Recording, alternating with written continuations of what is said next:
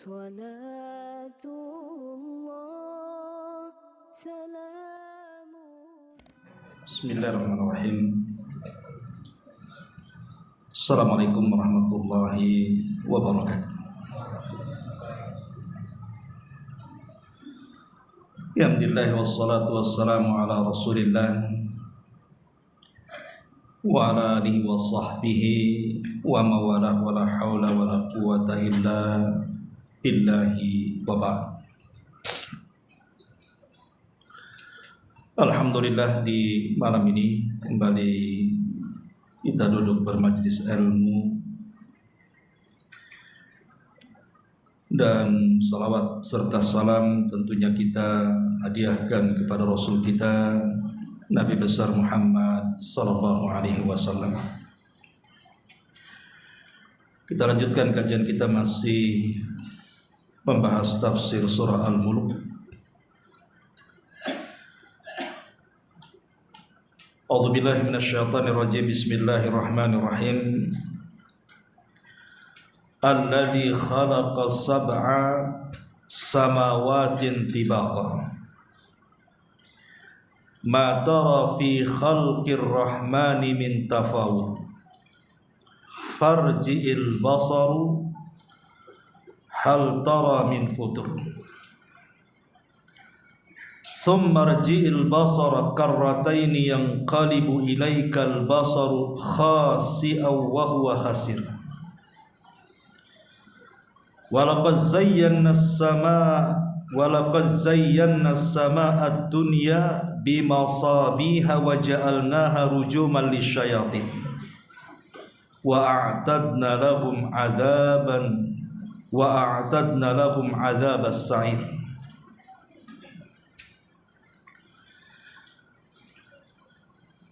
Dan dialah yang telah menciptakan 7 langit berlapis-lapis. Kamu tidak akan melihat pada penciptaan Tuhan yang Maha Pengasih ketidakseimbangan sedikit pun. Maka lihatlah sekali lagi, adakah kamu melihat sesuatu celah yang tidak baik? Kemudian lihatlah sekali lagi dan sekali lagi untuk mencari celah dalam ciptaan Allah. Niscaya pandanganmu akan kembali kepadamu dengan kecewa dan dalam keadaan letih. Sungguh kami benar-benar telah menghiasi langit dunia dengan bintang-bintang, menjadikan bintang-bintang itu sebagai alat pelempar terhadap syaitan, dan menyediakan bagi mereka setan-setan itu azab neraka yang menyala-nyala. Hadirin dan hadirat yang dimuliakan Allah Subhanahu wa taala, ayat ini menjelaskan kepada kita tentang kebesaran Allah Subhanahu wa taala, di mana ada ciptaan Allah Subhanahu wa taala yang merupakan tanda kuasa Allah Subhanahu wa taala, dan itu bisa kita lihat. Itulah penciptaan Allah Subhanahu wa taala yang kita kenal dengan langit yang di atas kepala kita. Penciptaan Allah Subhanahu wa taala terhadap langit ini sesuatu keajaiban, karena tidak ada satupun yang sanggup menciptakan langit kecuali Allah. Yang lebih hebatnya adalah Allah Subhanahu wa taala mampu menciptakan langit dan menata langit sedemikian rupa dan sedemikian kokohnya, sampai-sampai kalau kita melihat langit itu tidak ada satu tiang pun yang menyanggahnya. Ma'asyiral muslimin yang dimuliakan Allah Subhanahu wa taala, ada keajaiban langit yang luar biasa. Pertama, dulu langit dan bumi itu menyatu, tapi sekarang berpisah. Langit di mana, bumi di mana? Allah Subhanahu wa taala berfirman dalam surah Al-Anbiya ayat 30. awalam yara alladhina kafaru anna as-samawati wal arda kanata ratqan fafataqnahuma. Tidakkah orang-orang kafir itu melihat bahwa dahulu langit dan bumi itu bersatu, melekat, kemudian kami pisahkan keduanya. Dalam teori modern kita lihat, mungkin antum yang pernah belajar fisika, ada namanya teori Big Bang. Itu menurut pakar-pakar kekinian, bahwa dahulu ada ledakan hebat, yang ledakan inilah kemudian memisahkan antara langit dan bumi. Dan teori ini tidak bertentangan dengan Al-Quran. 14 abad yang silam Al-Quran sudah turun kepada Rasul menjelaskan teori ini. Jadi orang-orang kafir ketika menciptakan teori ini, sebelumnya sudah didahului Al-Quran. Surah Al-Anbiya ayat 30 ini.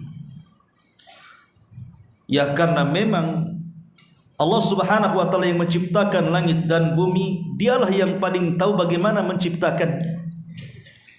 Karena saat Allah Subhanahu wa taala menciptakan langit dan bumi itu, tidak ada yang tahu kecuali Dia saja. Lah salah satunya Allah Subhanahu wa taala mengatakan, awalam yaral ladzina kafaru annas samawati wal arda kanata ratqan fafataqnahuma. Tidakkah melihat orang-orang kafir itu bagaimana dahulu langit dan bumi ini melekat kemudian dipisahkan? Ma'asyiral muslimin yang dimuliakan Allah Subhanahu wa taala, kenapa dipisahkan? Karena langit itu akan menjadi atap bagi bumi yang kita pijak. Jadi langit itu menjadi atap kita. Makanya Allah Subhanahu wa taala menyuruh kita untuk merenungkan ciptaan langit dan bumi ini. Allah Subhanahu wa taala mengatakan dalam surah Al-Imran ayat 190 sampai 191. Inna fi khalqis samawati wal ardh wa ikhtilafil laili wan nahar la ayatin liulil albab alladzina yadhkuruna Allaha qiyaman wa qu'udan wa 'ala junubihim wa yatafakkaruna fi khalqis samawati wal ardh rabbana ma khalaqta hadza batilan subhanaka faqina adzabannar. Sesungguhnya pada penciptaan langit dan bumi dan bergesernya ada siang ada malam, sebenarnya itu menjadi tanda-tanda bagi orang-orang yang mau berfikir. Siapa mereka? Orang-orang yang senantiasa berzikir kepada Allah, baik saat dia berdiri, baik saat dia duduk ataupun terbaring. Kemudian mereka memikirkan tentang ciptaan Allah akan langit dan bumi. Kemudian mereka mengatakan, ya Rabb kami, Engkau tidak menciptakan ini semua sia-sia. Maha suci Engkau, maka bebaskan kami dari azab neraka. Jadi inilah tujuan kenapa Allah Subhanahu wa taala memisahkan langit dan bumi yang tadinya bersatu dengan teori Big Bang tadi. Akhirnya kemudian bumi di bawah dan langit di atas. Bahkan langit akan menjadi atapnya. Yang namanya atap, seperti kita berada di masjid ini, ikhwan. Lantai 2 ini tidak mungkin ada kecuali ada tiang yang menyanggahnya. Coba kalau tiang-tiang ini dirobohkan, apa yang terjadi dengan atap? Pasti ikut roboh. Berbeda dengan langit, dia bisa ngambang. Siapa yang membuat langit ngambang? Padahal langit itu bukan awan yang kita lihat. Langit itu berbentuk bangunan. Yang namanya sebuah bangunan harus ada penyanggahnya. Tapi mana penyanggahnya? Kita keliling dunia saja tidak akan ketemu penyanggahnya. Dan Allah Subhanahu wa taala firmankan di dalam surah Luqman, khalaqas samawati bighairi amadin tarawnaha. Allah telah menciptakan langit itu tanpa ada tiang yang kau bisa lihat. Silahkan buktikan keliling satu dunia ini dari ujung timur, barat, utara dan selatan, kita tidak akan melihat ada satu tiang yang menjaga langit. Artinya posisi langit itu mengambang, padahal dia sebuah bangunan. Siapa yang membuat langit itu kokoh tanpa tiang? Siapa lagi kalau bukan karena Allah Subhanahu wa ta'ala. Ma'asyiral muslimin yang dimuliakan Allah Subhanahu wa ta'ala, dan Allah Subhanahu wa ta'ala berfirman dalam surah Al-Hajj ayat 65, Alam tara anna Allah sakhara lakum ma fil ardi wal fulka tajri fil bahri bi amrihi wa yumsikus samaa an taqa 'alal ardi illa bi idnihi. Tidakkah engkau melihat Allah sudah menundukkan kepada kalian apa yang ada di permukaan bumi, termasuk juga lautan yang penuh dengan gelombang-gelombang tinggi, dengan kapal kalian bisa menundukkannya. Tentunya bi amrihi, dengan perintah Allah Subhanahu wa ta'ala. Termasuk kata Allah, wa yumsikus sama, Allah menahan langit antaqa 'alal ardi, untuk jatuh ke bumi, illa biizni, kecuali dengan izin Allah Subhanahu wa ta'ala. Kapan? Saat kiamat dibangkitkan. Kalau sudah kiamat dibangkitkan, maka Allah Subhanahu wa ta'ala akan membuat infitar, kemudian setelah itu insyiqaq. Makanya ada surah al-infitar, ada surah al-insyiqaq namanya. Infitar itu maksudnya belah, tapi belum semuanya, retak. Kemudian insyiqaq baru belahannya lebih besar. Disitulah malaikat semua turun dari langit, barulah kemudian langit menimpa bumi dan digulung oleh Allah Subhanahu wa ta'ala. Ma'asyiral muslimin yang dimuliakan Allah Subhanahu wa ta'ala, itulah di antara kenapa Allah Subhanahu wa ta'ala dalam ayat ini menjelaskan tentang kuasanya. Bagaimana Allah Subhanahu wa ta'ala berfirman, alladzi khalaqa sab'a samawatin tibaqa. Dia juga yang menciptakan 7 langit yang berlapis-lapis. Jadi langit itu 7 lapis. Ada langit pertama, kedua, ketiga sampai ke-7. Ma tara fi khalqir rahmani min tafawut. Kamu tidak akan melihat pada ciptaan Allah yang Maha Pengasih ini ketidakseimbangan. Subhanallah, langit dibuat dengan seimbang. Di langit ini kan penuh dengan galaksi, ya kawan. Penuh dengan planet-planet, galaksi-galaksi dan yang semacamnya, entah berapa jumlahnya.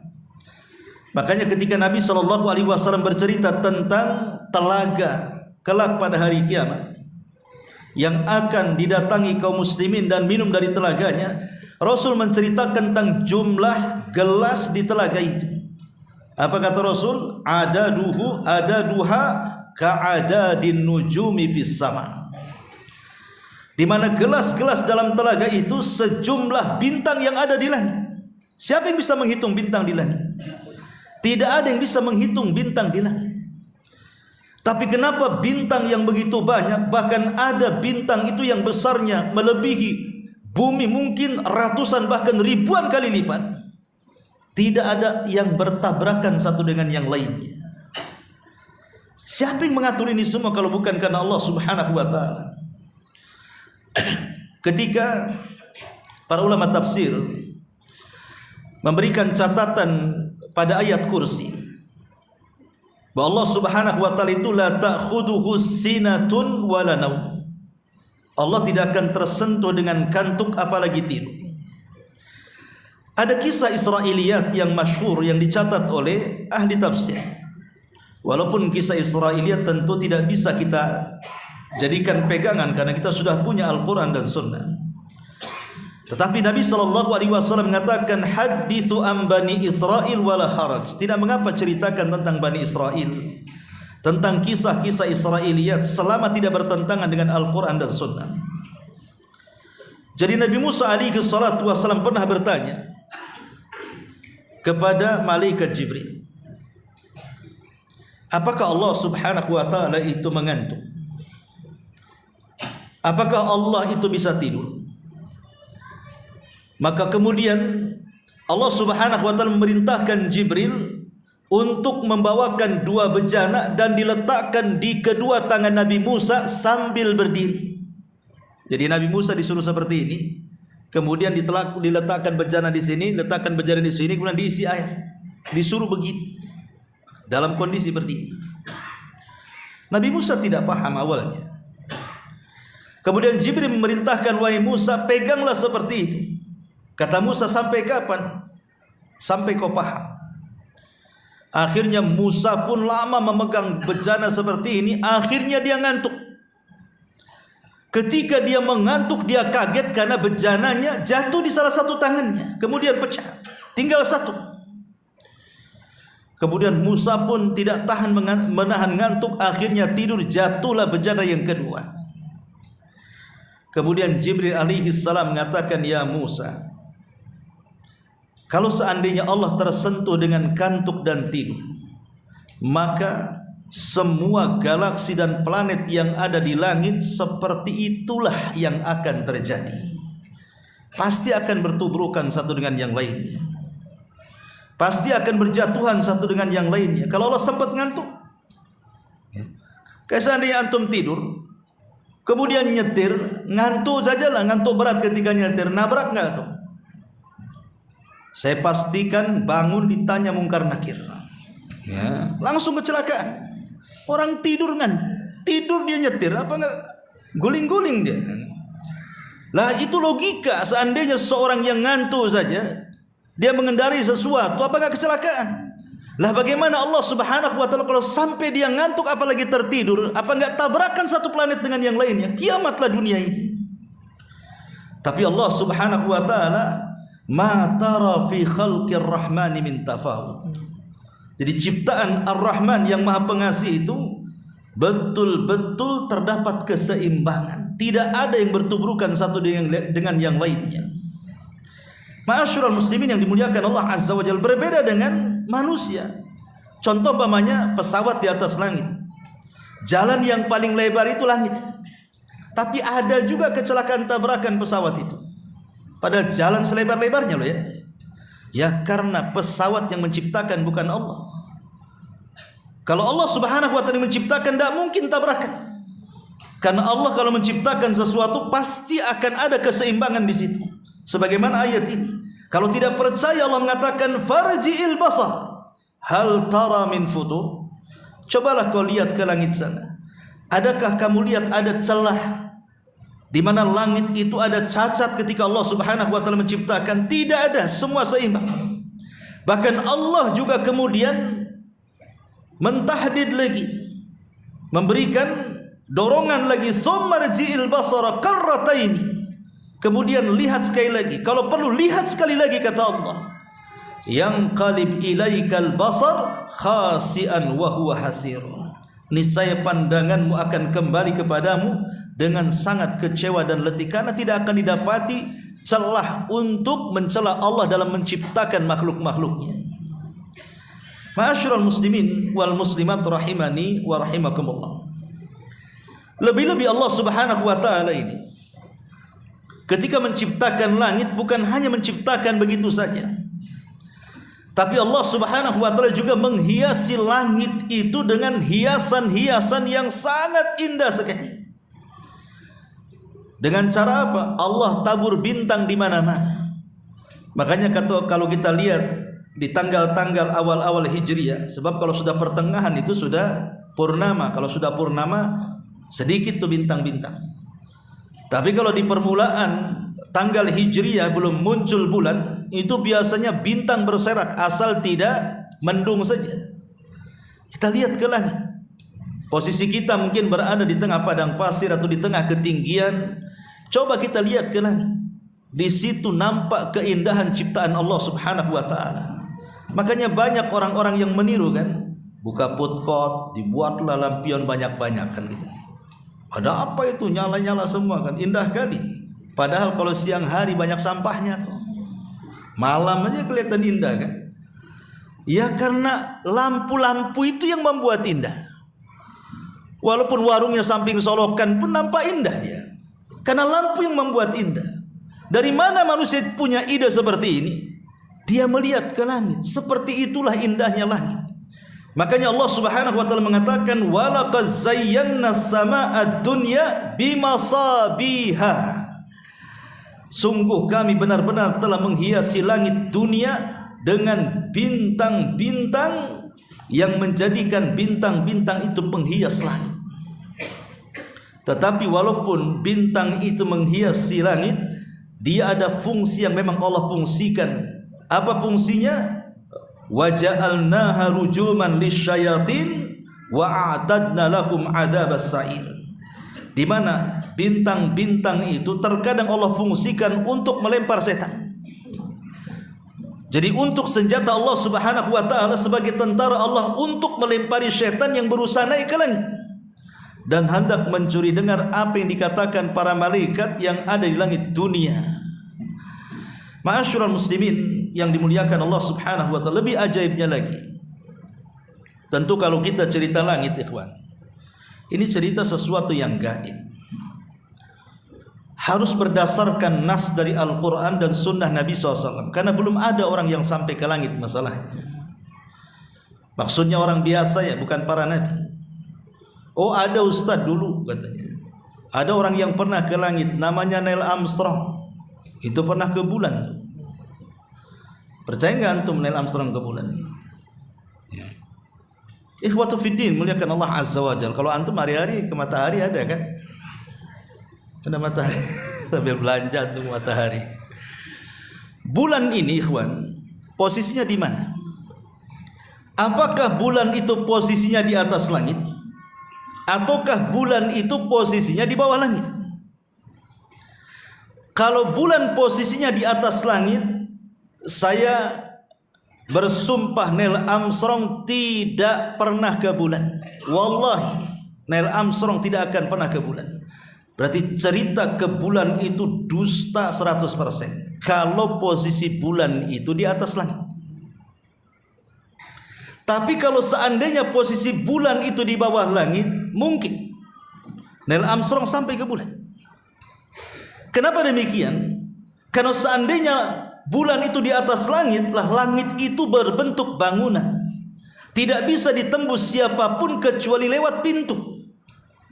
Makanya Allah Subhanahu wa taala mengatakan wa futihatis sama fakanat abwaba. Langit itu punya pintu. Jadi kalau Neil Armstrong mau ke bulan, dia harus lewat pintunya. Dan pintu langit itu ada penjaganya. Sebagaimana ketika Jibril membawa Rasulullah dalam peristiwa Isra Mi'raj, Jibril tidak langsung naik, tapi dia izin dan mengatakan kepada malaikat penjaga pintu langit, "Assalamualaikum." Kata penjaga pintu langit, "Waalaikumsalam, man, siapa kamu?" Kata Jibril, "Saya Jibril." Kemudian kata penjaga langit, "Wa man ma'aka?" Siapa yang bersamamu? Kata Jibril, "Muhammad." Kata penjaga pintu langit mengatakan, "Awaqad uhiya ilaihi?" Sudahkah diperintahkan dia langit? Kata Jibril, "Sudah." Maka dibukalah pintu langit. Kira-kira Neil Armstrong izin enggak tuh? "Assalamualaikum." "Waalaikumsalam." Siapa? Neil Armstrong. Sudah izin masuk ke langit. Tak tahu aku katanya. Mustahil. Neil Armstrong tidak akan diizinkan naik ke langit. Kenapa? Karena Neil Armstrong orang kafir. Dan orang kafir selamanya tidak akan mampu naik ke langit. Mana ayatnya? Allah mengatakan dalam Al-Quran, "La tufattahu lahum abwabus sama wa la yadkhulunal jannah hatta yalijal jamalu fis samil khiyat." Tidak mungkin orang-orang kafir itu dibukakan pintu langit selamanya kepada mereka, dan mereka akan dimasukkan ke dalam neraka sampai ada cerita unta masuk ke liang jarum. Jadi mustahil Neil Armstrong bisa naik ke bulan kalau bulan posisinya di atas langit, karena dia orang kafir. Tetapi kalau bulan itu di bawah langit, ya mungkin karena bebas, tidak ada pintu-pintu yang harus dilewati. Tetapi pertanyaannya berapa persen kira-kira kepercayaan kita Neil Armstrong sampai ke bulan itu? Berapa persen? Karena ada sebagian para ulama seperti Al-Imam Asy-Syinkiti dalam kitab tafsirnya Adwa'il Bayan meragukan. Kemudian menukilkan firman Allah Subhanahu wa taala surah Ar-Rahman, "Ya ma'syaral jinni wal insi in istata'tum an tanfudhu min aqtaris sama'i wal ardi fanfudhu la tanfudhuna illa bisultan." Wahai kalangan jin, ya ma'syaral jin, wahai kalangan manusia, kalau kalian hendak menembus ke langit, tembuslah kalian kalau bisa, kecuali dengan kuasa Allah. Makanya Rasul bisa naik ke langit karena kuasa Allah. Kalau tidak diberikan kekuasaan oleh Allah Subhanahu wa taala, tidak mungkin orang sampai ke sana. Belum lagi kemudian teori-teori macam mana mendaratnya, di sana kan tidak ada bandara. Kemudian belum lagi katanya pesawatnya itu ada beberapa pesawat, lepas satu kemudian lepas lagi. Macam mana mendaratnya? Isi bensinnya di mana? Kemudian pulangnya macam mana? Banyak pertanyaan. Apalagi ketika menancapkan bendera tiba-tiba berkibar-kibar, bukan di sana kedap oksigen, tidak ada angin, kenapa berkibar-kibar pula? Ada yang mengatakan itu Hollywood macam-macam kan gitu. Ya, ada yang percaya, ada yang tidak. Itu ceritanya orang-orang cerdas lah ya kan. Para penemu, mungkin orang-orang NASA sana, kita tidak paham, tidak sampai ke sana. Tapi yang ingin saya katakan bahwa kalau kita cerita tentang isi langit ini perkara gaib, harus dengan wahyu. Seperti mamanya Nabi Shallallahu Alaihi Wasallam dalam peristiwa Isra Mi'raj, bagaimana beliau menyingkap isi daripada langit. Ya, kita yakin karena Rasul yang mengatakannya. Dan Nabi SAW tidak mungkin mengucapkan dengan hawa nafsunya, pasti yang diucapkan wahyu yang diwahyukan kepadanya kan itu. Dan dia melihat dengan kedua matanya dan bersabda atas wahyu yang diwahyukan kepadanya, sehingga apapun yang diceritakan Rasul, apakah masuk di akal atau tidak masuk di akal, maka kita wajib mengatakan sami'na wa ata'na. Seperti mamanya Nabi menceritakan di langit pertama itu ada namanya Baitul Uzza. Apa Baitul Uzza itu? Baitul Uzza itu tempat penyimpanan Al-Quran. Ketika Allah Subhanahu wa taala mengatakan inna anzalnahu fi lailatul qadar, sesungguhnya kami turunkan Al-Quran di malam Lailatul Qadar. Apa maksudnya di sini? Ada yang mengatakan maksudnya ketika Allah turunkan lewat malaikat Jibril Al-Quran yang di Lauhil Mahfud itu diletakkan di Baitul Uzza di langit pertama. Kapan? Pada malam Lailatul Qadar.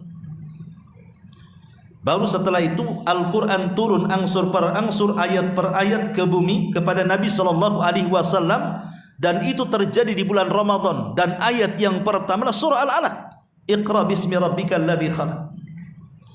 Jadi sana ada Baitul Uzza. Ya, kita yakinkan Nabi Sallallahu Alaihi Wasallam yang menceritakannya. Kemudian dalam peristiwa itu Nabi Sallallahu Alaihi Wasallam berjumpa dengan siapa? Dengan Nabi Allah Adam alaihi salatu wassalam. Kemudian Jibril mengatakan salim ala Adam, ucapkan salam kepada Adam.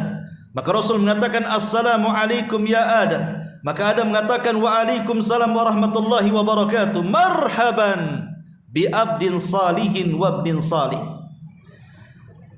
Selamat datang wahai hamba Allah yang saleh dan anakku yang saleh. Nabi SAW berjumpa dengan Adam, dan Adam tinggal di langit pertama.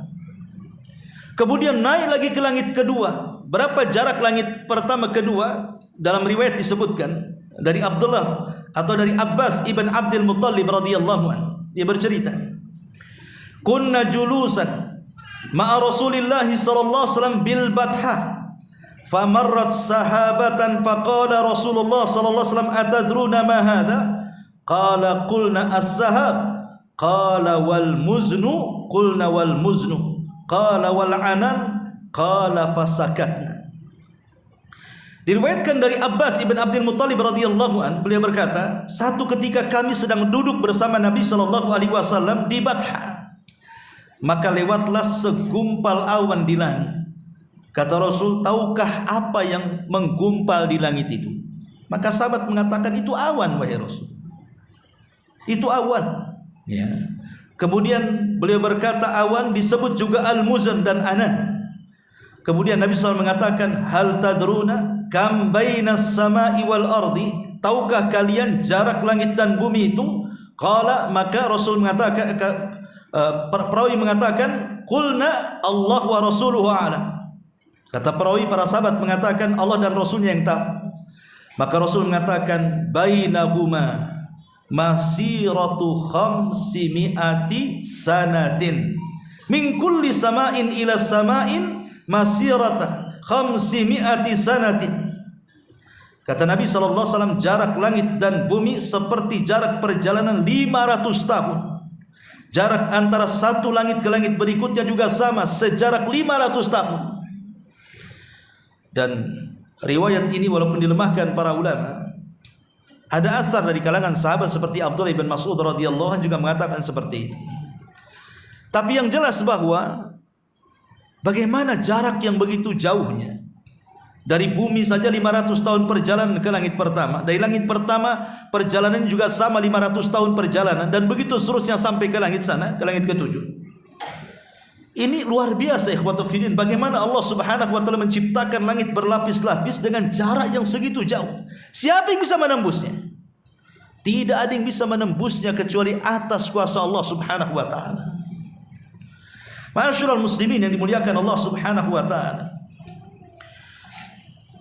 disebutkan bahwa di dalam langit itu banyak rahasia. Dan rahasia yang paling besar adalah keberadaan Allah subhanahu wa ta'ala di atas langit. Ini rahasia yang paling besar.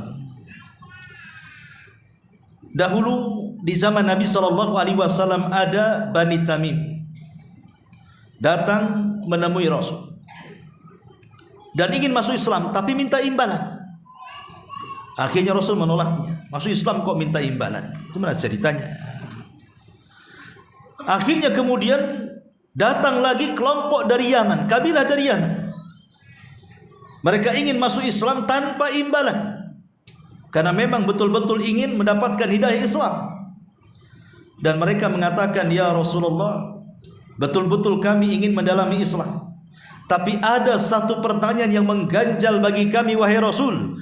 Kemudian mereka mengatakan, ya Rasulullah, aina kana Rabbuna azza wa jal qabla an yakhluqa khalqa. Rasul, di mana sebenarnya Allah itu sebelum menciptakan makhluknya?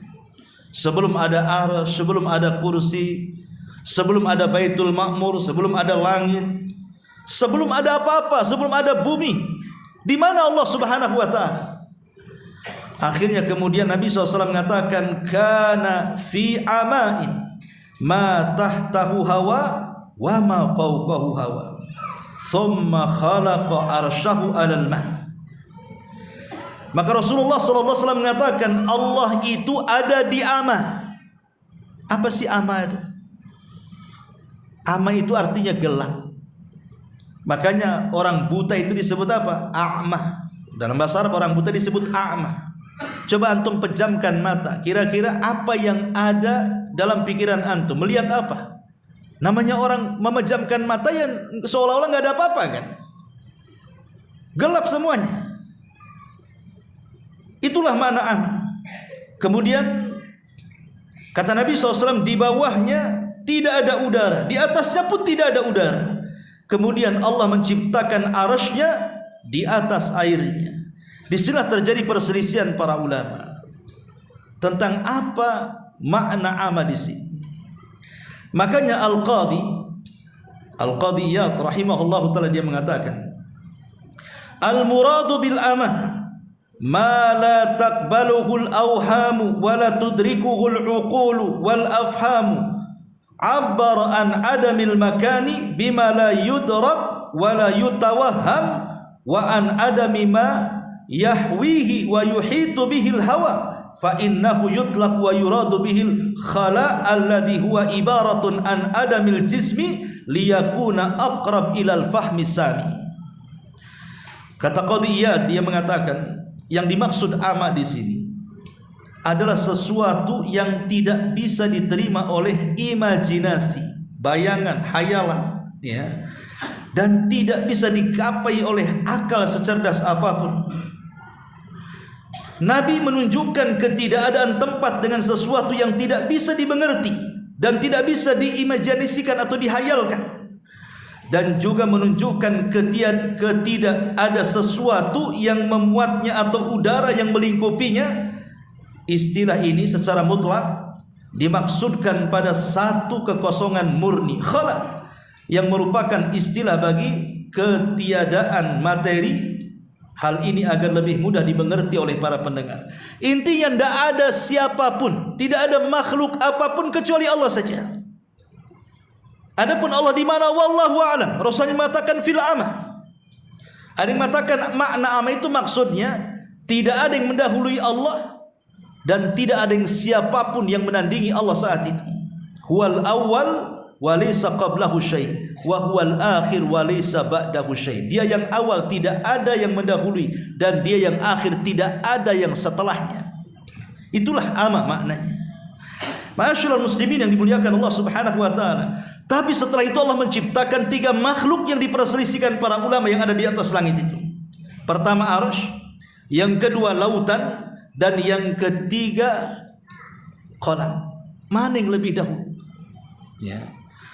Sebagian para ulama mengatakan bahwa Allah pertama kali menciptakan itu adalah kolam. Jadi sebelum Allah menciptakan makhluk, kolamlah yang pertama kali diciptakan Allah. Kemudian Allah mengatakan, ya kolam, catatlah segala sesuatu yang akan terjadi. Maka kolam pun mencatat semuanya yang Allah diktekan kepadanya sampai tintanya habis, sementara ilmu Allah belum tercatat semuanya. Kemudian diletakkan di Lauhil Mahfuz catatannya. Ini menurut Imam Ibnu Jarir dan Ibnu Jauzi.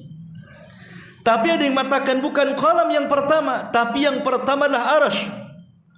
Itulah yang pertama diciptakan Allah Subhanahu wa taala, dan ini pendapat yang dikuatkan oleh Imam Ibnu Taimiyah rahimahullahu taala dan juga muridnya Imam Ibnul Qayyim. Dan ini banyak dikuatkan oleh para ulama mutaakhirin seperti Syekh Utsaimin dan yang lainnya, mengatakan bahwa yang pertama kali diciptakan Allah arsy. Kemudian ada yang mengatakan bukan, tapi yang pertama diciptakan adalah alma. Alma itu artinya lautan di atas langit sana. Di atas langit itu ada lautan, ada air. Ya. Dan ini yang dikuatkan oleh Ibnu Mas'ud dan sebagian ulama salaf, di antaranya Badruddin Al-Aini rahimahullahu taala mengatakan bahwa yang pertama diciptakan itu adalah air. Dari sini terjadi pertentangan para ulama.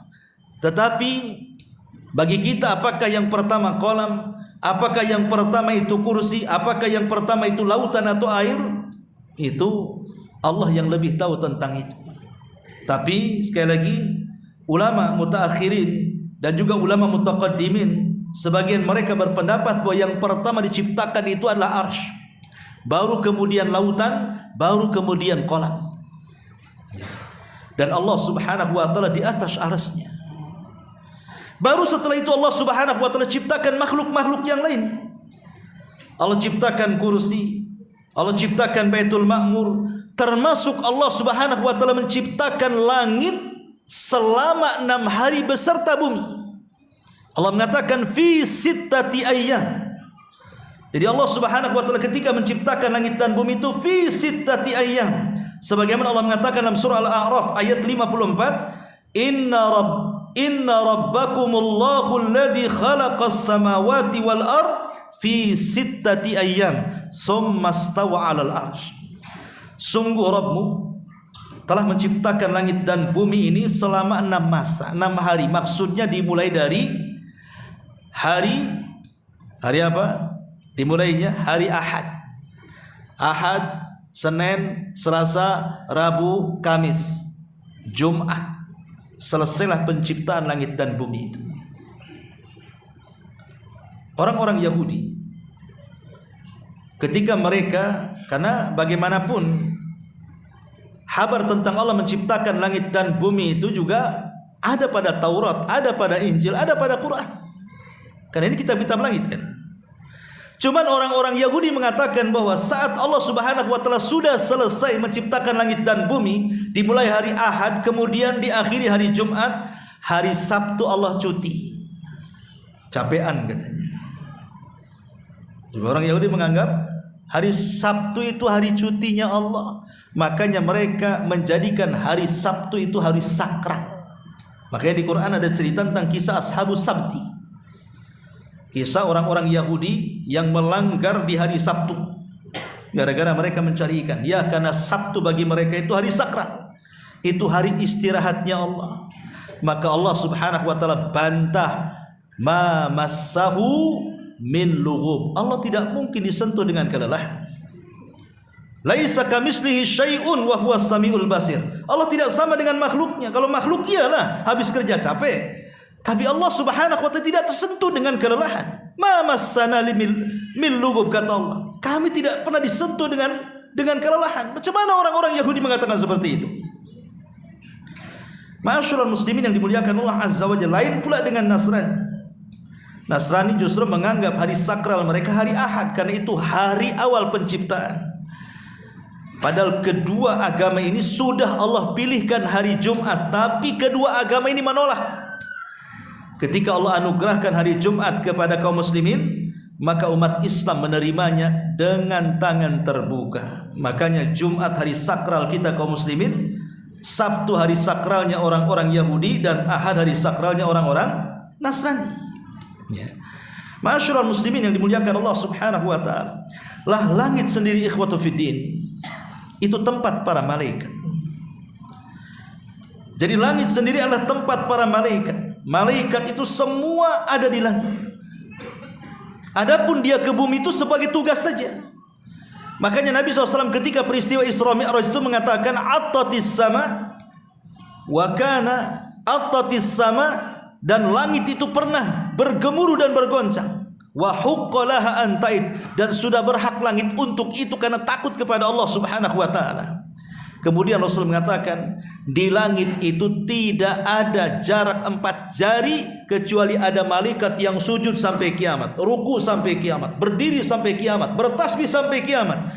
Bayangkan kalau setiap 4 jari ada malaikat, sementara langit itu seluas-luasnya. Bahkan Nabi SAW mengatakan kalau langit itu dibandingkan dengan bumi, Anda ambil cincin, letakkan di padang pasir. Maka cincin itu buminya, padang pasir itu langitnya. Sementara Rasul mengatakan setiap 4 jari ada para malaikat. Siapa yang bisa menghitung para malaikat jumlahnya, ikhwan? Makanya Allah mengatakan wa ma ya'lamu junuda rabbika illahu. Tidak ada yang tahu jumlah para malaikat kecuali Allah Subhanahu wa taala. Lah para malaikat itu semua tinggal di langit. Makanya wajar di langit itu tidak ada maksiat. Di langit itu tidak ada maksiat. Di langit itu tidak ada orang yang judol, tidak ada. Malaikat judi online gitu. Di langit tidak ada orang mabuk, tidak ada. Narkoba, trek-trekan, malaikat trek-trekan. Nggak ada di langit itu. Wa yaf'aluna ma yu'marun. Semua yang dilakukan malaikat itu atas dasar perintah Allah. Karena mereka tidak diberikan hawa nafsu. Kemaksiatan di langit itu terjadi hanya 2 kali saja. Jadi di langit itu pernah ada maksiat, tapi cuma 2 kali. Pertama maksiatnya siapa? Iblis. Dia tidak mau sujud kepada Adam. Di mana? Di langit. Yang kedua maksiat Adam sendiri. Ketika disuruh oleh Allah Subhanahu wa taala wala taqraba hadhihi syajarah, jangan kau dekat-dekat pohon kayu ini wahai Adam. Didekati pula, dipegang, temakan pula. Ada kisah Israiliyat, Adam baru sadar setelah buah larangan itu ada di tenggorokannya, kesedak dia, mau dimuntahkan tak bisa, maka jadilah benjol di sini. Antum ada laki-laki benjolan di sini? Nah, tapi Hawa berhasil masuk ke perut dia. Makanya perempuan nggak ada benjolan kayak laki-laki gini. Ini kisah Israiliyat ya. Ya, tapi ada benarnya juga kan gitu. Laki-laki memang ada benjolannya di sini kan. Perempuan nggak ada karena berhasil masuk ke perut. Tapi dengan sebab itulah akhirnya menjadikan wanita itu mengeluarkan darah haid gara-gara itu. Itu kisah Israiliyat ya. Tapi yang jelas bahwa di langit tidak ada maksiat kecuali 2 kali.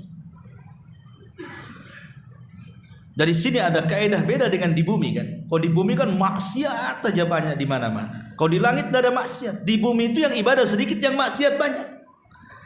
Sehingga muncullah sebuah kaidah para ulama. Allahu yuta' illa bi'idni. Allahu yu'sa illa Allahu yuta' illa bi'idni. Allah itu ditaati itu karena izinnya. Dan Allah itu yu'sa illa bi'ilmi, Tapi Allah itu dimaksiati karena pengetahuannya. Apa maknanya? Allah itu ditaati karena izinnya. Allah itu dimaksiati karena pengetahuannya. Ini kaidah, ikhwan. Ya. Allah ditaati karena izinnya.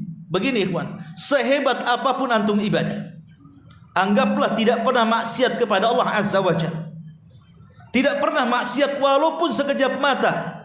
Hidupnya seperti para malaikat. Salatnya, puasanya, zikirnya, baca Qur'annya luar biasa.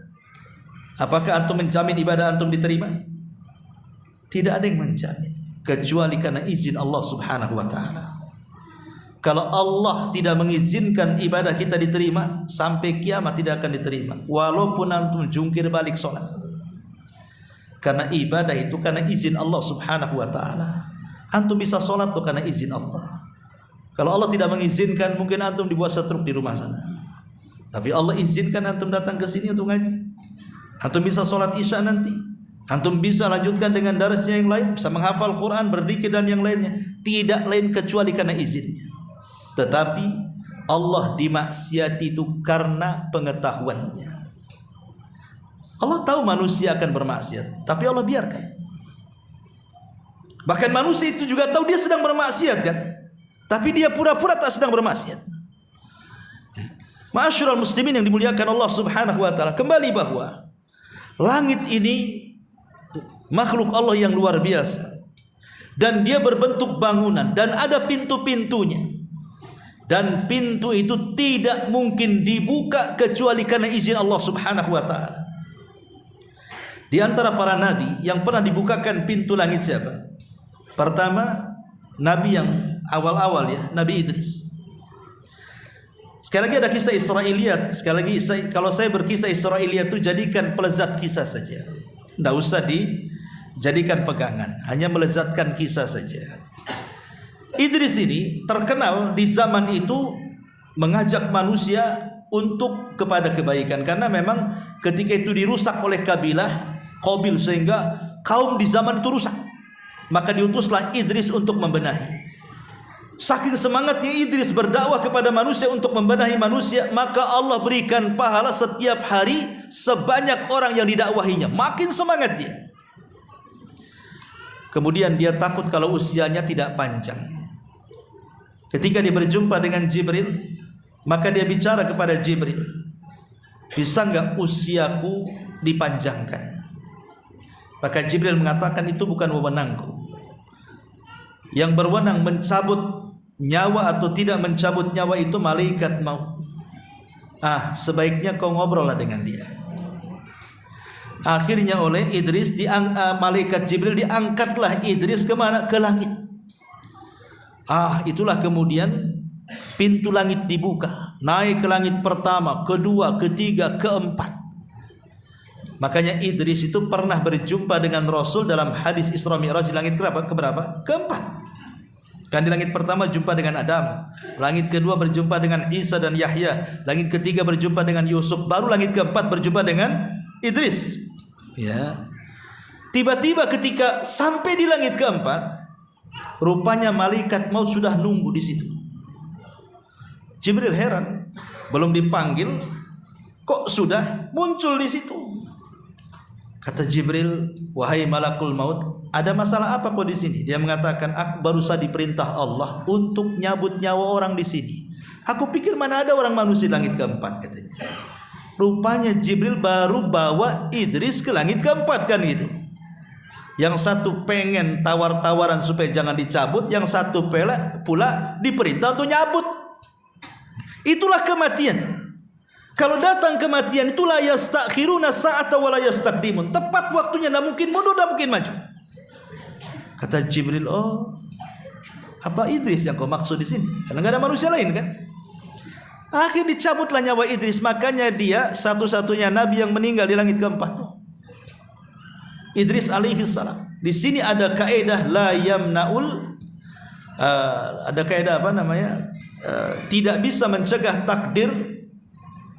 Al-hadharu la yamna'ul qadar. Al-hadharu la yamna'ul qadar. Lari dari kematian tidak bisa mencegah takdir kematian. Ini Idris mau lari dari kematian kan, mau tawar-tawaran tuh kalau bisa hidupnya agak lama. Tapi takdir kematian datang kepada malaikat maut. Itu namanya orang lari dari kematian tidak bisa mencegah orang takdir kematian. Kayak kemarin lah di masa corona.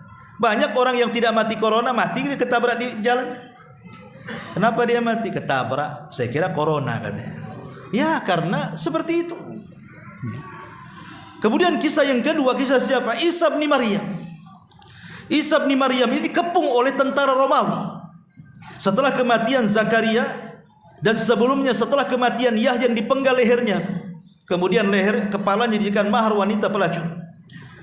Ketika dikepung oleh tentara Yahudi itu, Romawi, Isa sudah tahu karena Jibril beritahu. Lah ketika itu orang-orang Hawariyun yang tidak seberapa jumlahnya, orang-orang pilihan murid-murid Isa, kemudian berkumpul di markas itu dan Isa mengatakan sebentar lagi saya akan ditangkap dan akan dibunuh dan akan disalib. Siapa di antara kalian yang mau menggantikan aku, kuusap wajahnya sehingga mukanya persis denganku. Tapi resikonya dia akan ditangkap, dia akan dibunuh dan disalib. Tapi sebagai hadiahnya dia akan menjadi temanku di sorga. Gak ada yang mau lah. Ditangkap, dibunuh, siapa yang mau? Rupanya ada yang paling muda di antara mereka. Syekh Shalih Fauzan hafizahullah ta'ala yang mengatakan bahwa inilah kerancuan pemahaman orang Nasrani. Mereka menganggap bahwa yang diserupakan itu yang berkhianat kepada Isa. Boleh mengatakan tidak. Tidak ada yang berkhianat di sini. Yang diserupakan dengan Isa itu muridnya sendiri. Kata Syekh Shalih Fauzan hafizahullah ta'ala. Muridnya sendiri yang diserupakan. Kemudian setelah itu Isa pun berwasiat kepada mereka agar berpencar setelah dia diangkat. Dakwahkan dakwah Injil kepada manusia. Makanya dari murid-murid itu akhirnya macam-macam versi Injil itu jadinya. Ya, ada 40 lebih Injil yang disepakati. Cuma 4 saja. Yang 2 itu ditulis oleh muridnya Isa gitu ya. Yang 2 ditulis oleh murid daripada muridnya Isa. Itu yang disepakati itu. Makanya Injil itu banyak versi satu dengan yang lainnya. Tapi yang ingin saya katakan bahwa akhirnya Isa pun naik ke langit birruhi wal jasad, dengan ruh dan jasadnya, dan Allah tempatkan di langit kedua. Dan Rasul pernah berjumpa dalam peristiwa Mi'raj birruhi wal jasad, dengan ruh dan jasadnya, karena belum mati. Lain dengan Yahya sudah mati, ruhnya saja kan gitu. Tapi kalau Isa belum meninggal sampai hari ini, dan akan muncul nanti di akhir zaman dengan turun untuk pertama membunuh Dajjal, yang kedua akan mematahkan salib, membunuh babi, dan akan menegakkan keadilan berdasarkan hadis yang sahih. Tapi ketika Isa naik ke langit, dibukakan pintu langit kan. Kemudian Nabi yang ketiga Rasul kita Muhammad sallallahu alaihi wasallam dalam peristiwa Mi'raj itu sendiri, dibukakan pintu langit kepada dia kan. Sehingga di langit pertama berjumpa dengan Adam, di langit kedua berjumpa dengan Isa dan Yahya, di langit ketiga berjumpa dengan Yusuf, di langit keempat berjumpa dengan Idris, di langit kelima berjumpa dengan Harun, di langit keenam berjumpa dengan Musa, di langit ketujuh berjumpa dengan Ibrahim, sampai ke Sidratil Muntaha. Nabi kita Muhammad sallallahu alaihi wasallam itu juga yang dibukakan langit. Maksudnya dengan ruh dan jasadnya. Seperti kita ini ruh dengan jasad ini. Ya adapun para nabi yang meninggal ya jelas dibukakan pintu langit, tapi kan ruhnya saja, jasad mereka di bumi. Ma'asyiral muslimin yang dimuliakan Allah Azza wa Jalla, bukan para nabi, bahkan ruh-ruhnya orang yang beriman saat kematian akan dibukakan bagi mereka pintu langit. Sebagaimana hadis Bara bin Azib yang sudah saya sampaikan, bagaimana Allah Subhanahu wa taala menceritakan ruhnya seorang mukmin yang meninggal dunia, kemudian dimasukkan ke kain kafan dari sorga, kemudian diangkat oleh malaikat ke langit. Kemudian diketukkanlah pintu langit, maka dia pun menembus langit pertama sampai ke 7, sampai berjumpa dengan Allah. Dan Allah katakan, kembalikan ke bumi rohnya, satukan lagi dengan jasadnya, tapi catatan amalnya letakkan fil iliyin. Sudah Isya ya? Udah lewat? Udah Isya ya? Iya, sampai subuh kalau nggak diingetin itu. Wallahu a'lam. Subhanaka wa bihamdika asyhadu an la ilaha illa anta astaghfiruka wa atubu ilaik. Allahu ta'ala alam. Assalamualaikum warahmatullahi